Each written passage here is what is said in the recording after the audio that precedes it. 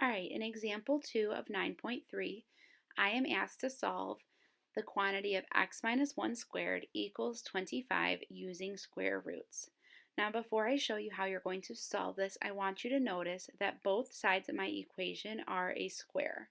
So x minus 1 is being squared, and 25 is also being squared. Or, I'm sorry, it's a perfect square.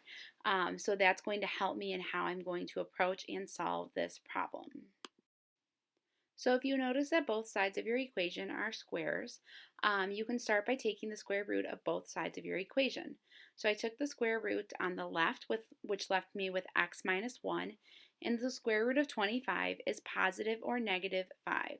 It's important to recognize that when you take the square root of a positive number, such as 25, the square root can be positive 5 because 5 times 5 is 25, or it could be negative 5 because negative 5 times negative 5 is also 25.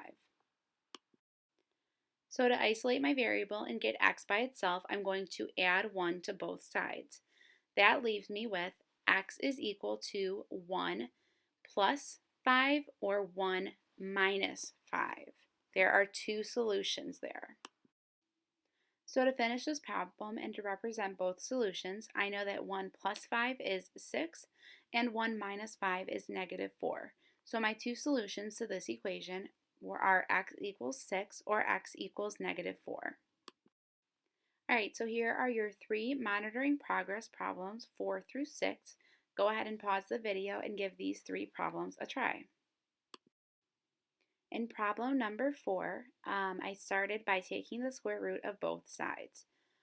I was left with x plus 7 equals 0. To solve and isolate x, I subtracted 7 from both sides, and I found that the solution was x is equal to negative 7.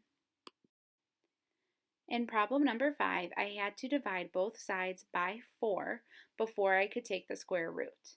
And that was because the quantity of x minus 3 squared was being multiplied by 4. So I divided both sides by 4, and I was left with x minus 3 squared is equal to 9/4. From there, I was able to take the square root of both sides, and I found that x minus 3 is equal to positive or negative 3/2. To isolate and get x by itself, I added 3 to both sides. This left me with x is equal to 3 plus 3/2 or x is equal to 3 minus 3/2. So to figure out what both of those solutions would come to, 3 plus 3/2 gave me 9/2 and 3 minus 3/2 left me with 3/2. So those were my two solutions. In problem number 6, I started by taking the square root of both sides. This left me with 2x plus 1 is equal to positive or negative 6. I chose to show my work a different way this time, and I broke it apart to show that 2x plus 1 equals 6 on the left and 2x plus 1 equals negative 6 on the right.